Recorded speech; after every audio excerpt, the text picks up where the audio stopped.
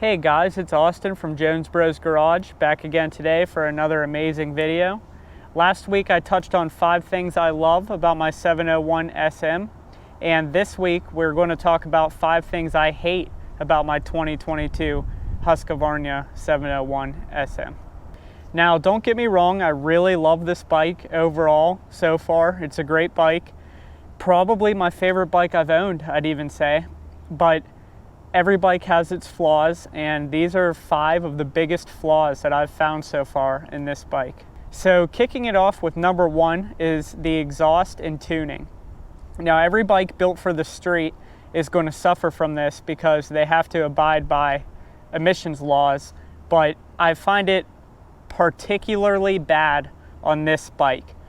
Now what I mean is the exhaust is huge. It is physically very, very large, the muffler on here, and it just has a little tiny hole. Now the first issue with that is that it gets very, very hot. In fact, I'll touch on later, it gets so hot that it melts the OEM turn signals that come on this bike, which is pretty crazy. This is the only bike I know of from the factory that will actually melt parts of the bike just right from the factory. Now the can on this bike will stay hot for hours after it's been running. If you ride this bike pretty hard, you come home and park it in your garage, you could bump into the exhaust an hour later and it still can burn you. The other thing is it burns your ankles. I've heard this from other people that have this bike too. My first day riding this bike, I had on some pants with perforations in the bottom of them and some low top shoes. And I went to tuck my feet in closer to the bike and it burned my ankle, which was kind of surprising to me because there's a heat shield there, but it doesn't matter. It'll still burn you right through that heat shield. Now, the other downside with this is that the bike feels very bogged down. Obviously, there's nothing Husqvarna could do about that. That's just the nature of emissions laws. But as far as the stock tuning and the stock can and intake that are on this bike, it does feel a little bogged down.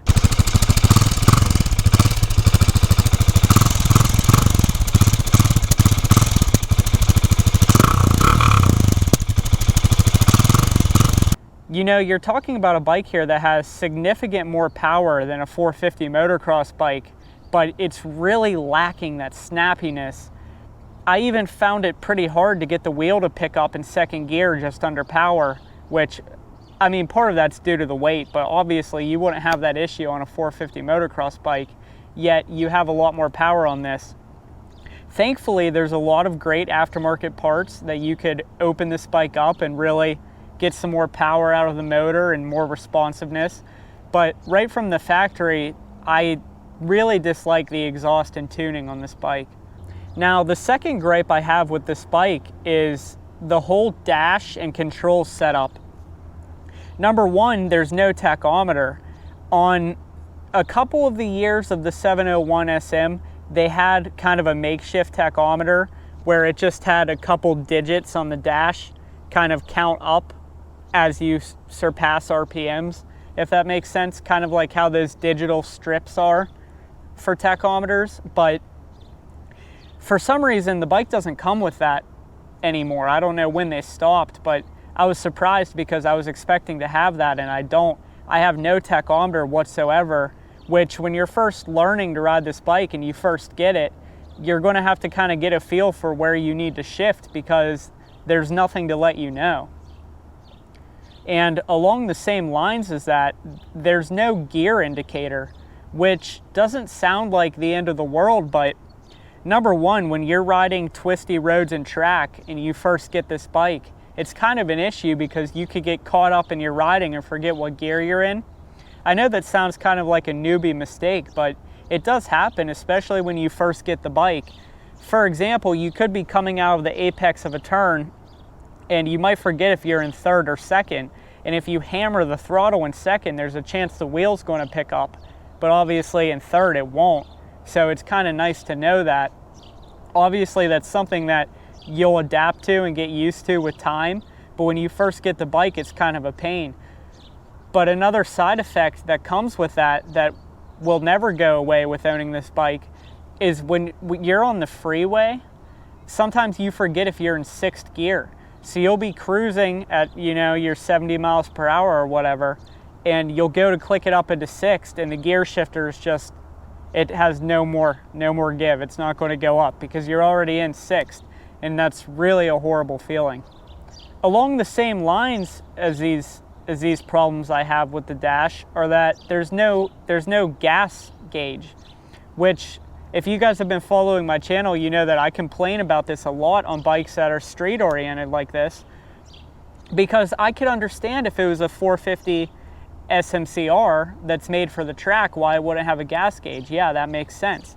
But you have a bike here that's obviously street oriented, and there's no benefit in saving the weight that a gas gauge would add, given that this bike is already pretty heavy for a supermoto. It really wouldn't hurt anything. It's just Husqvarna or KTM being cheap and lazy, which is the honest truth. This bike 100% should have a gas gauge. I hate having to do the calculations in my head, and this is something that I have a gripe about with many bikes. So I also dislike some of the controls on this bike. The thing is, you have to, for the traction control, for instance, you have to start the bike, move a certain distance, I forget exactly what it is, it's like 50 yards or something, I don't know, and then you could disable your traction control, because you have to give the bike time to calibrate, if that makes sense. I mean, it doesn't really make sense to me, but that's the way it is. They kind of make you jump through hoops to disable these things, and they're just, the ABS and the traction control both are a button that you have to hold in for a specific time. Like the traction, you have to hold in for 5 seconds right on the dot to be able to get it to work, and it takes some practice to learn how to disable it.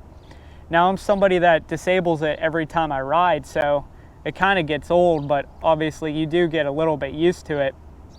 But the whole point I'm getting at here is this would be totally acceptable if this bike was $7,000. If this was a DRZ 400SM, no problem, I'm fine with all of that. My WR250R was lacking these same features, and I didn't care because it was a WR250R. But when you pay this kind of money for a bike, you should be able to get a little TFT dash with all of the settings in it. That would be such a huge improvement for this bike, and the fact that it doesn't have it, honestly, is just kind of cost cutting. So the third thing I dislike about this bike is the lights. To start, the turn signals, I know in Europe they get LEDs, like I think they're smaller little LEDs, which is really cool. Unfortunately, because of laws in the US, we don't get those. But it's not just that, I understand that because that's by law, but as I mentioned, the exhaust actually melts the OEM turn signal.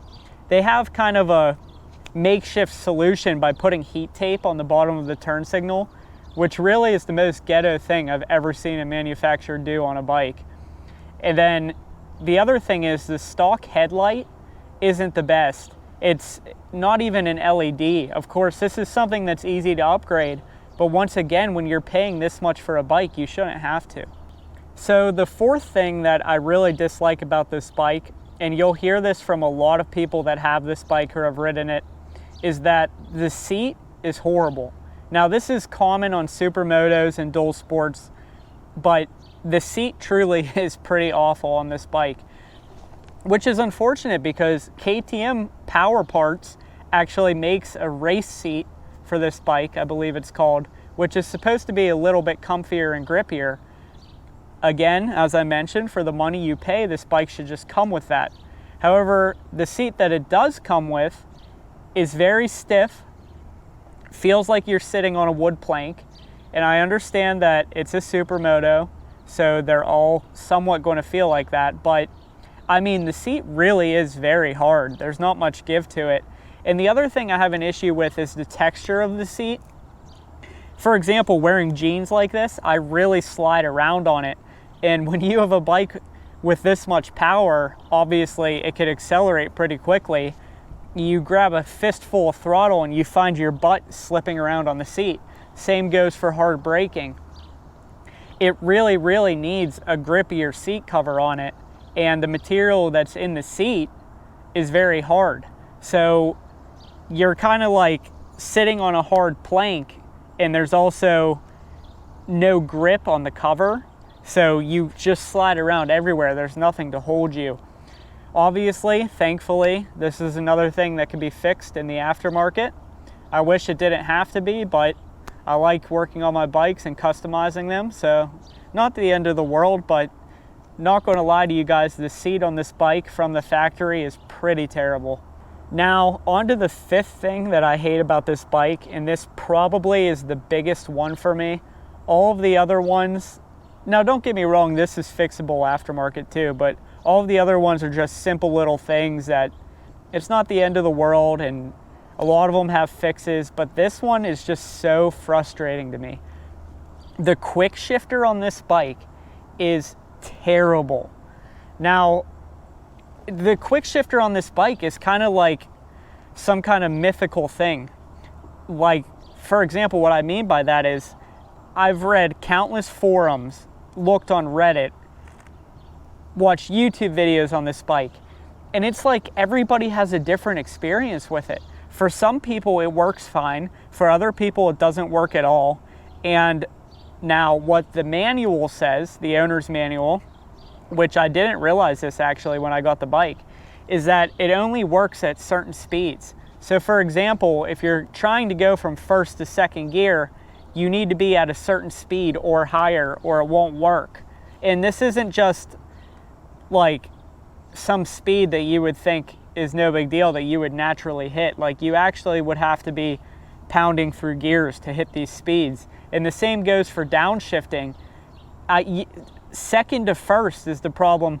See, my downshifts, they usually work with the quick shifter, but they generally don't second to first. And you have to be a pretty low speed for it to work. Now, I've heard from other people that they've had it reprogrammed by the dealer and then it'll work just fine. I've heard other people say it doesn't work at all. Either case, you could obviously get an aftermarket quick shifter and not worry about it, or you could just ignore the fact that it has a quick shifter and use the clutch.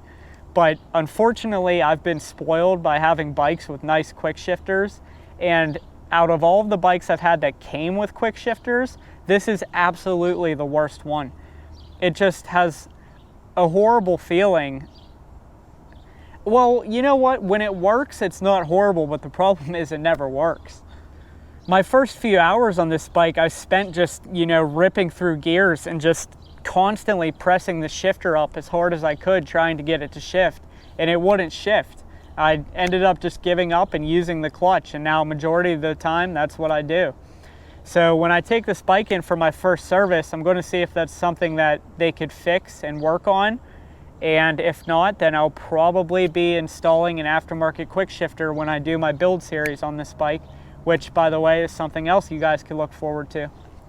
So that's 5 things that I hate about this bike. Obviously, as I mentioned, I love this bike. It's a great bike, but these are 5 big gripes I have with it. I also made a video on 5 things I love about this bike. If you're interested in watching that, then I'll go ahead and paste that at the end of this video. I will be doing a full in-depth review on this bike after I get my first service out of the way. Number 1, I just wanted to make sure I had some seat time on it. And number 2, I wanted to see if they could fix my issues with the quick shifter. And obviously I'll update you guys and let you know if they can or if they can't. But that's about it for this video, guys. I'm getting close to 5,000 subscribers. I really appreciate it. So if you like the video, go ahead and give that like button some finger action, and go ahead and hit that subscribe button too while you're at it. I really appreciate it, and it's the best way you could support me. I hope you guys enjoyed the video. Thank you.